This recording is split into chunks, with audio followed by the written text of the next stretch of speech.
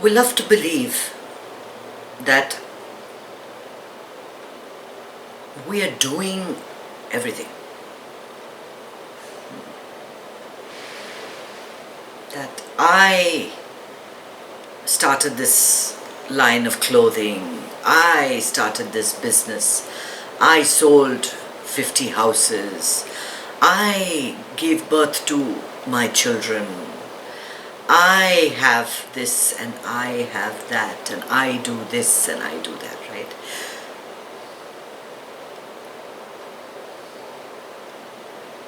You think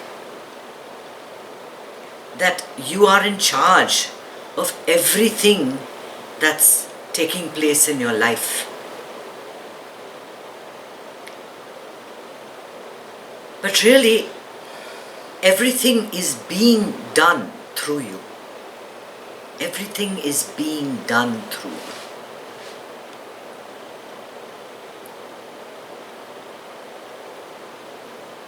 We like to believe that, we gave birth to our children. Children belong to you. They are yours.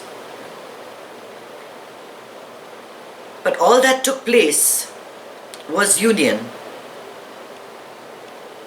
You did not plan what this child was going to look like. You did not plan what this child's talents were going to be. You did not plan what this child's predetermination for disease is going to be. You did not plan what this child's future is going to be, what their talents were going to be.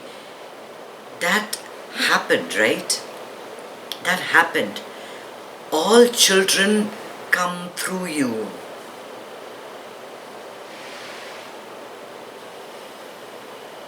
You are not in charge of anything. So if they disappoint you, that's okay. Because they were never yours to even start with. There's nothing to be expected from anything in life. Whatever you do is a bonus. From the time you have a thought is conceived in your mind, the first thought, say, I want to have a glass of lemonade. You have a choice between wine and lemonade, 2 bottles lying there. And you say, I wish to have the lemonade. The second thought that comes up is that I have chosen to have that lemonade. But really what has taken place inside of you, a thought just arose in consciousness. You were compelled to follow that thought. And then the mind took over and said, okay, this thought has arisen.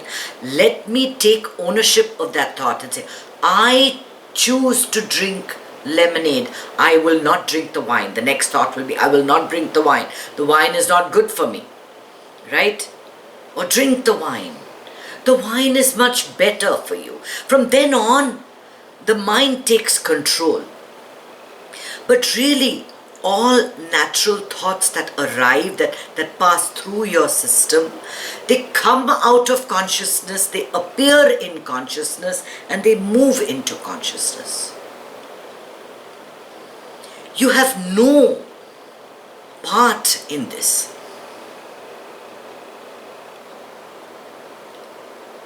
Similarly, things that happen in your life, you can try as much as you want to get something to happen, and unless it is the time for something to happen, it is the correct space in which it should happen, it does not manifest. It does not manifest. But once it does manifest, you claim success. Now you take any success story, any NBA player, any celebrity, okay? Once they have achieved that level of success, or when they become popular, then they say, oh, it was my hard work, I worked so hard at it, I did everything I could do, and I'm the one that contacted all these people, and it was my agent that did everything, and then they claim ownership for their own success. But really, what happens is life just throws incidents at you. Things continually happen, and then you react, and things happen and you respond, and things happen and you respond, and that is the whole flow of life. When you try to capture some of those events in your life and say, oh my God, these have to be done today, this has to be done today, what you do is that you set yourself very narrow standards. Because what you are capable of doing is far greater than the mind can conceive. It's got very little to do with mind conception. In fact, the thought of doing anything comes right before the thought even appears in consciousness. So if I want to bend my finger just like that, it has been studied that before you even think the thought that I wish to bend my finger, there is certain mental activity that has already taken place to begin the process of bending the finger. And that takes place right before thought, in the space between thoughts.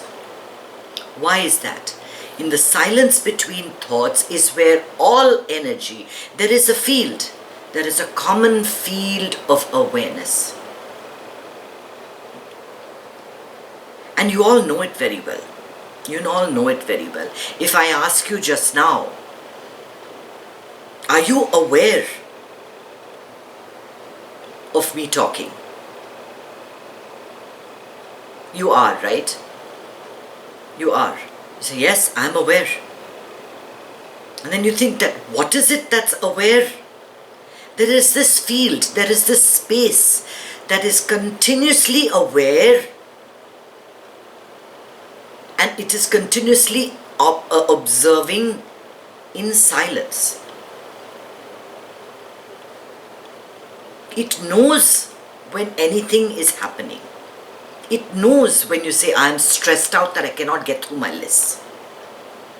It knows when you say that, oh my God, if I spend time with this, I cannot do something else. When you continuously claim ownership of choices, and say that life is my choice, I do everything, I have free will. Do you know that Advaita does not have the concept, ancient Advaita, of free will? It is a very Western concept. It does not even exist in our texts, because it is understood that everything is a happening. All of life is just a modality, a happening of pure consciousness. That if you did not have this awareness of what is going on, nothing would exist. So we understood that in ancient India thousands of years ago. There is no concept of free will. It is only once the thought has crystallized in your brain and you have claimed ownership that you say, okay, now this is my choice. I make a free choice to do this. But where did that thought come from? What is the origin of that thought?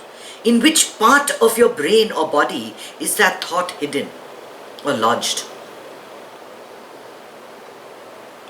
Renounce doership.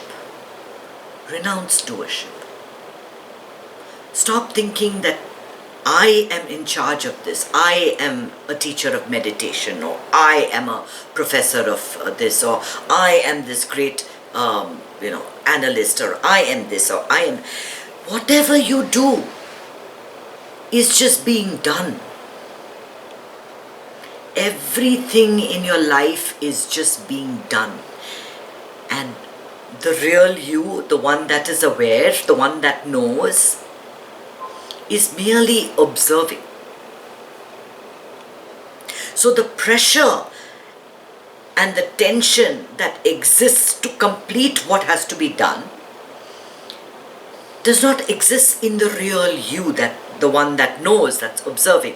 It exists outside, in your mind, in your ego, in your intellect, that tells you, I have to, if I do this, then I can't do this. If I make this choice, then I can't do that. That is a mental construct.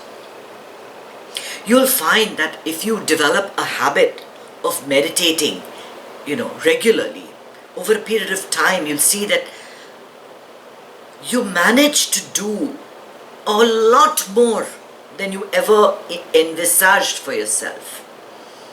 And that's what they always tell you, God has bigger plans for you than you can ever think. And they always tell you that, right? What is this God who has these bigger plans? It is nothing but this space that is inside. I mean, we think of it as space, but it's not really space. It is this field that we are in that always knows what's happening, that always makes the right decision. If you function purely from intellect, if you function purely from the point of view of the mind, there is going to be complete agitation, there's going to be control, there's going to be responsibility, there's going to be expectation, there's going to be failure. Why? Because that's the way the mind functions. Get back to the space prior to the thought. It's a brief moment, it's a very brief moment when I ask you this question again. Are you aware? And those of you who I can see, if you are aware, shake your head and let me know you're aware.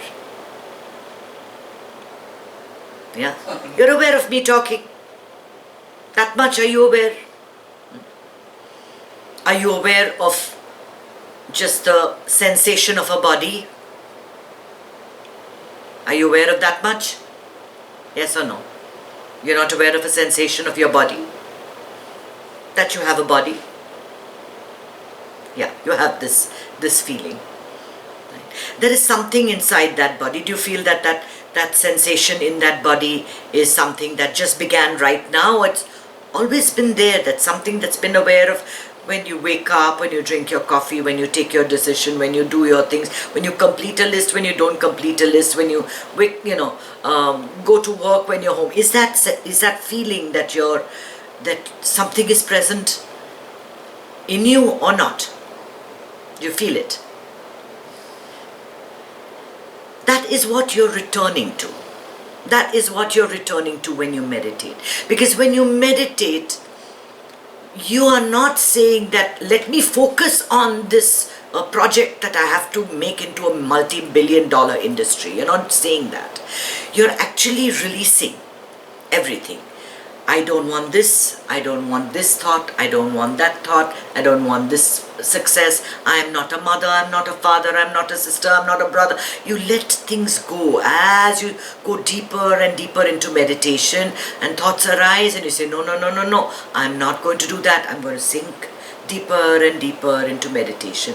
And what you get into is that sometimes you will get into a little space between a thought, and then it'll be that feeling of, oh, I'm almost falling asleep. That feeling of just dropping down. Do you know that Thomas Edison used to sit on a chair and with a metal ball in his hand and a metal pail, and he would sit, and as he fell asleep, he would pick up the ball again. Because he knew that in that space between, right before you meditate, in that deep meditation, is when you're closest to your source. You're closest to that all-knowing you. And in that moment, the greatest ideas, the greatest thoughts come up. And you'll find, like early morning, just before you get out of bed, something will occur to you. Oh, this is the perfect solution to the problem. It comes in a moment when you're completely unaware of it. It comes not when you're thinking and you're supposed to be working and you're looking at a computer. It comes in a moment when you've just turned away. You're looking out into the beautiful wilderness and you say, aha, that's it.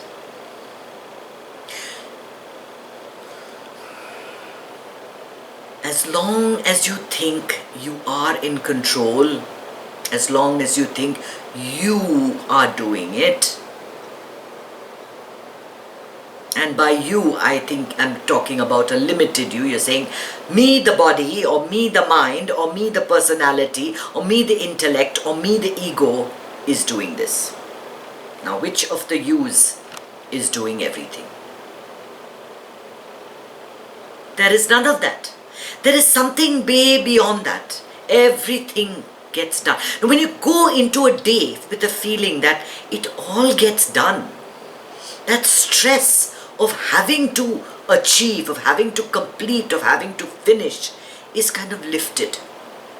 And when you work stress-free, you give your best. You perform your best. And that's how you want to be. You want life to be effortless. Effortless. Yes, make lists. I'm not against making lists. Making lists helps you to organize it, organize your mind, because there are several things that we have to get done. And these are just goals that direct our action in the moment. The best way of getting things done in the day is by being completely present, no matter what you're doing and no matter how mundane it is. So if you have to cook a meal and you cook that meal with focus, it will get done faster. And that's what meditation helps you to do. What it helps you to do is just lessen the grip of life. That, oh my God, I have to do this, I have to do that, I have to get this done, I have to get that done. You lessen that passion with which things have to be done and allow you to just do things effortlessly. Effortlessly, one at a time. And what needs to get done through you gets done anyway. Whether you're doing for yourself or you're doing for someone else, why do you want ownership of it? By the same token, if you write a book, let your name be on it. And don't let somebody else take that name, right? I'm not saying that you should let everything go and just live life like a sannyasi, Oh my God, you take everything, I'm not the doer, nothing is mine. No. All I'm saying is, I'm giving you a trick not to put the pressure of doership on yourself. When you realize that thy will be done, okay? All these prayers that we've learned, that nobody's looked into it deep enough. Thy will be done on earth as it is in heaven, right? What are they saying in that? The manifestation that is taking place in heaven, that is possible in heaven, is coming down to us on earth. That what you think you are capable of is nothing compared to the power of the universe. Now you think that the universe that has created this entire, all of creation, cannot manifest a few of your lists and a few of your to-do tasks. You're shortchanging it. Thy will be done. It'll all happen. It'll all happen in its own time. In its own time. Just release the doership and do it effortlessly. Just stay present, moment to moment to moment. And as you sink into that space where there's nothing, there is no reward, there's no punishment, there's no nothing, your actions will be guided. And actions taken from presence, from being in the moment, from being still, are far superior to actions that you can plan for yourself. Because you might have planned a number of things, but everything has changed now. Everything has changed. Whatever plans you had this year has been put on hold. Right? So we have, we have old sayings. A man proposes and God disposes. Another word for this supreme consciousness that I keep referring to is God. So if you wish to call it God and you wish to call it Jesus or Rama, go ahead, call it God. God is almighty, God protects us, God takes us in the right direction. By all means, say all that.